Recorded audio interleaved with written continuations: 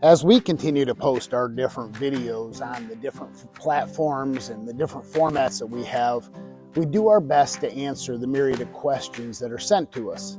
With some of that in mind, some of these same questions are being asked over and over again. So we thought we might as well make some videos answering the most asked questions, like today's question. Why does evil exist if God is so good? It's probably one of the most asked questions in human history. If God is good, why does evil exist? Why do pain, suffering, and injustice seem to flourish in a world created by a loving creator? Let's wrestle with this question together. Imagine for a moment a master potter shaping a beautiful vase. The potter could force the clay into perfection, making it flawless with no cracks and no blemishes. But instead, the potter allows the clay to remain soft and pliable, knowing the cracks give the piece its character. The cracks aren't the potter's fault.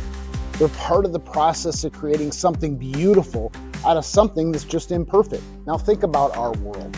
God created humanity with free will, the ability to choose right or wrong, good or evil. Why? Because love without choices isn't real love. If God forced us to follow Him, to obey Him, to love Him, it wouldn't be genuine. True love requires freedom, and freedom carries risk. The risk of people choosing selfishness, hatred, or sin. But here's the hope. Even in the midst of evil, God is at work. Romans 8:28 says, "And we know that in all things God works for the good of those who love Him, who have been called according to His purpose." God doesn't cause evil, but He can take the brokenness of this world and turn it into something beautiful, like the potter shaping the cracked vase. He can use the imperfections in our lives to reflect His glory. When tragedy strikes, we often see humanity at its best. Strangers helping strangers, communities rallying together, love overcoming fear.